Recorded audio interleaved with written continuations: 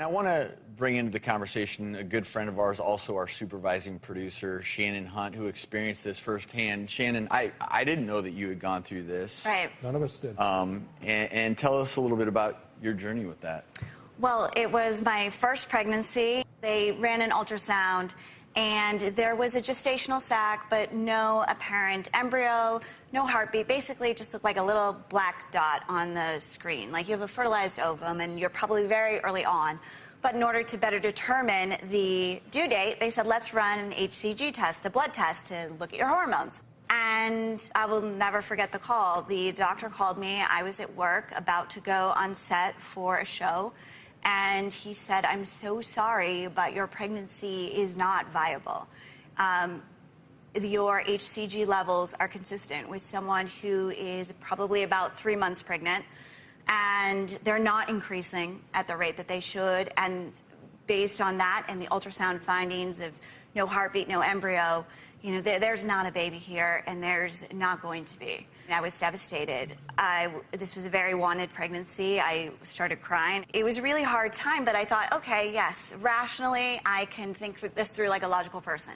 There's no baby. It's not developing. There's not going to be anything here. I should have this DNC to preserve my fertility and reduce any risk to me. But my heart felt differently. My heart felt like I'm ending a pregnancy that is very wanted. And so I said to my husband and my doctor, both of whom wanted me to have the DNC right away, I just want to wait. I just want to wait 2 weeks. And so we waited about 2.5 weeks. I went in for the scheduled DNC, and I said, I just want to see one more time. And so he was wonderful and sensitive and agreed to do an ultrasound. And he's doing it, and there was just the tiniest fleck of white. And I said, what is that? What is that? And he zoomed in, and he turned on the audio, and there was a heartbeat.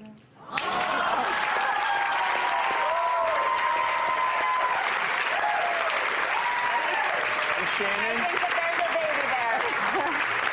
tell us what that little heartbeat turned into. So that heartbeat is now my 12-year-old daughter, Ryan.